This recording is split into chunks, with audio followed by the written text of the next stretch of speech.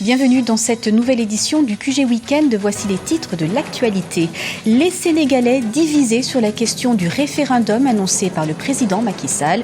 Une consultation électorale prévue le 20 mars et qui portera notamment sur la réduction du mandat présidentiel. Le PDS appelle au boycott. Le président Denis Sassou Nguesso annonce officiellement sa candidature à l'élection présidentielle du 20 mars en République du Congo. Une annonce du chef de l'État faite à l'occasion d'une rencontre avec la jeunesse organisée ce vendredi à Brazzaville. Et puis l'Afrique du Sud qui reste, malgré la fin officielle de l'apartheid en 1994, en proie aux tensions raciales. Focus en fin de journal sur les défis sans cesse grandissants du pays de Nelson Mandela. Au Sénégal, le référendum constitutionnel annoncé par le président Macky Sall continue de déchirer l'opinion publique. Ce scrutin portera notamment sur les règles électorales et l'élargissement des pouvoirs de l'Assemblée nationale et du Conseil constitutionnel, mais également sur la très controversée question de la réduction du mandat présidentiel. Le Parti démocratique sénégalais est catégorique et appelle au boycott de ce scrutin fixé au 20 mars. Les précisions de Deogracias Podo. Le Parti démocratique sénégalais appelle ses membres et sympathisants au boycott du référendum du 20 mars 2016. Principal argument, le président Macky Sall aurait renoncé à réduire son mandat de 2 ans comme promis en 2012 lors de la campagne présidentielle. Les libéraux qualifient donc le référendum d'enjeu sans intérêt, annoncé pour des raisons de manœuvre politicienne. À travers le pays, la date même du 20 mars fait débat. Certains estiment qu'elle entrave la liberté d'une partie de la communauté religieuse. Le président Macky Sall, pourquoi a-t-il proposé de réduire son mandat? Est-ce qu'on lui a donné le bon conseil? En tout cas, il a commis une bourde et aujourd'hui, il en paye les conséquences. Maintenant, il faudrait voir, est-ce que ces conséquences-là vont être désastreuses pour lui? On le saura le 20 mars. Effectivement, la date aussi pose problème parce que, il y a des manifestations religieuses. S'il avait déclaré, voilà, je vais prendre la décision le 20 mars et que ça tombe le Gamou, la naissance du prophète, ou ça tombe le jour du Magal de Touba pour les Mourides, 24 heures après, on aurait un communiqué du président de la République qui aurait déplacé cette date. Non, véritablement, il y a un problème. Dans le camp présidentiel, l'on préfère féliciter le chef de l'État pour le respect de la Constitution et de la décision du Conseil constitutionnel. Le président Macky Sall, en optant pour la procédure édictée par la Constitution de 2001 en matière de modification de la durée du mandat présidentiel, entend répondre aux aspirations du peuple sénégalais. Ce référendum est présenté comme un gage de démocratie et l'on compte sur la mobilisation de tout le peuple sénégalais. Le président de la République nous a proposé des réformes sur 15 points. Or, nous, politiques, on a l'impression que le seul point important, c'est celui qui est porté sur la réduction du mandat du président de la République. Or, il ne s'agit pas de ça. Donc, pour nous, au niveau de la CLP, nous ne sommes pas pour le boycott. Donc, nous appelons les Sénégalais à discuter des autres points qui sont extrêmement importants. Ceux qui sont pour diront qu'ils sont pour. Ceux qui sont contre diront qu'ils sont contre. Il faut aller vers ce référendum-là et puis permettre au Sénégal de s'exprimer massivement. Nous n'avons pas le droit, pour nos intérêts personnels, de manipuler tout un peuple. Il faut que ça cesse. En février 2012, le président Macky Sall s'était engagé à améliorer certaines dispositions contenues dans l'actuelle loi fondamentale. Il estime que le projet de constitution qui sera soumis au verdict du peuple le 20 mars 2016 permettra également au pays de faire face à un certain nombre de défis politiques et sociaux. Mais le sujet et désormais la date divise toujours l'opinion publique, mais en attendant, les plus de 5 millions d'électeurs sénégalais devront se préparer à l'exercice des urnes dans les prochaines semaines. Yoweri Museveni réélu pour un 5e mandat en Ouganda. Ce samedi, la commission électorale a annoncé les résultats du scrutin présidentiel du 18 février. Les résultats selon lesquels Yoweri Museveni obtient 60,75% des voix, devançant ainsi son principal rival, Kizza Besigye, qui récolte 35,37% des suffrages. L'ancien Premier ministre Amama Mbabazi ne recueille quant à lui que 1,43% des voix.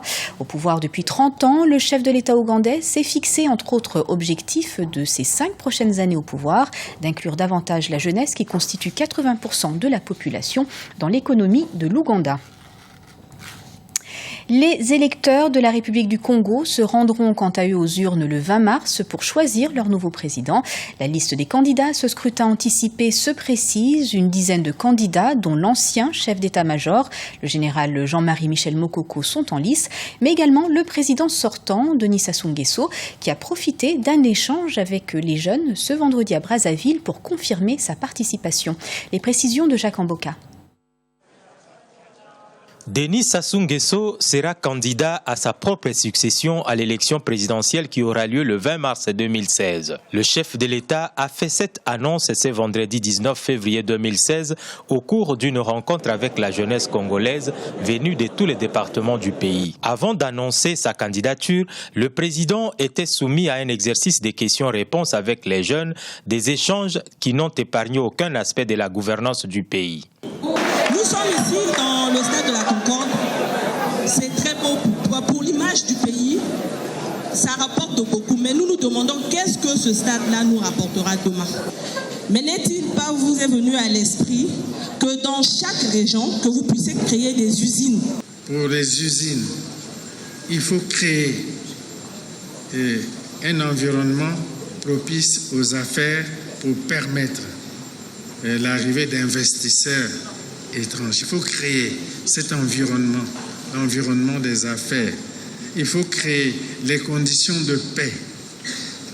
S'il n'y a pas la paix, aucun investisseur ne peut venir. Après plus de 3 heures de questions-réponses, Denis Sassou Nguesso a annoncé sa volonté de répondre par oui à l'appel de sa formation politique, le Parti congolais du travail, en se présentant pour un nouveau mandat présidentiel. Une annonce qui n'a pas laissé indifférents les participants à ces forums. On ne peut que l'encourager parce que c'est un homme qui parle avec preuve, il réalise beaucoup de choses, il a des projets, il a de bons projets pour nous et nous voyons tout ce qu'il est en train de faire. L'annonce de la candidature de Denis Sassou Nguesso à la présidentielle va davantage mobiliser les états-majors des partis politiques de l'opposition comme du pouvoir pour la campagne électorale qui débute le 4 mars 2016. Et puis J-1 pour les élections législatives et présidentielles au Niger.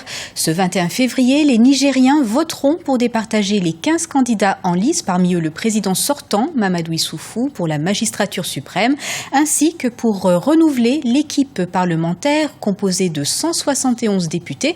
Et donc pour la première fois, 5 députés qui représenteront la diaspora nigérienne au Parlement.